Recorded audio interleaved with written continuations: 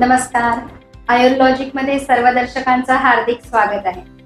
लहान मुलांना कुठले फळं खाऊ घालावे हा प्रश्न नेहमी सगळ्यांसमोर असतो.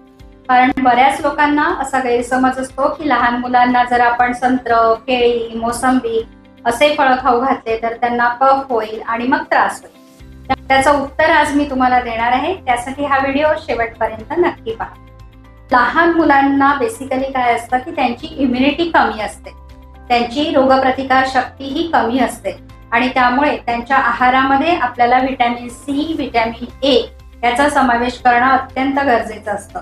जेव्हा मूल अगदी तान्हं असतं तेव्हा आईच्या दुधामधून त्याला हे सगळे व्हिटॅमिन्स मिळत असतात. पण 6 महिनेपर्यंत आपण आईचं दूध बाळाला देतो आणि त्यानंतर हळूहळू आईचं दूध कमी करून वरचं अन्न, ज्याला आपण कॉम्प्लिमेंटरी फूड म्हणतो, ते आपण सुरू करत असतो.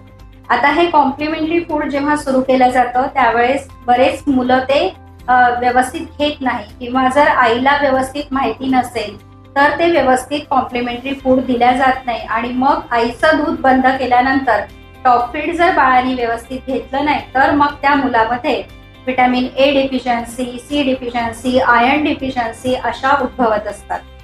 व्हिटॅमिन ए मुळे बाळांना रोगप्रतिकार शक्ती मिळते, त्यांचं डायजेस्टिव्ह सिस्टीम स्ट्रॉंग होते, रेस्पिरेटरी सिस्टीम म्हणजे लंग्स स्ट्रॉंग होतात आणि मग त्यांना वारंवार इन्फेक्शन होत नाही.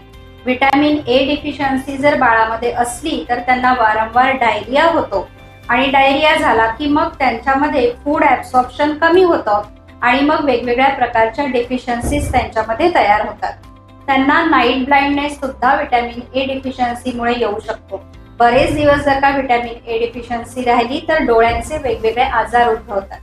म्हणून व्हिटॅमिन ए हे आहारामध्ये योग्य प्रमाणात जाणं हे अत्यंत गरजेचं आहे. मग आता व्हिटॅमिन ए कुठून मिळतं तर व्हिटॅमिन ए हे आपल्याला हिरव्या पालेभाज्या, त्याच्यानंतर रेड आणि येलो पिगमेंट ज्या भाज्या आणि फळांमध्ये आहे असे म्हणजे पपई, आंबा, ग्रीन लिफी व्हेजिटेबल्स, कॅरट ह्याच्यामधून आपल्याला व्हिटॅमिन ए मिळत असतं. बरेच लहान मुलं भाज्या खायला तयार होत नाही आणि मग व्हिटॅमिन ए ची डिफिशियन्सी होते. तर आता ह्या भाज्या आपण त्यांना वाफवून, भातामध्ये मॅश करून अशा वेगवेगळ्या प्रकारच्या भाज्या खाऊ घालू शकतो. आणि आता उन्हाळा येत असल्यामुळे बाजारामध्ये आंबा येणार आहे आणि आंबा हा बहुतेक सगळ्यांना आवडणारा असाच आहे. लहान मुलांना सुद्धा हे आंबट गोड फळ नक्कीच आवडतं. त्यामुळे तुमच्या मुलांना हे व्हिटॅमिन ए, व्हिटॅमिन सी युक्त असं हे अमृत फळ ज्याला म्हटलं जातं आंबा, हा आवर्जून खाऊ घाला आणि त्यांना व्हिटॅमिन ए च्या डिफिशियन्सी पासून वाचवा.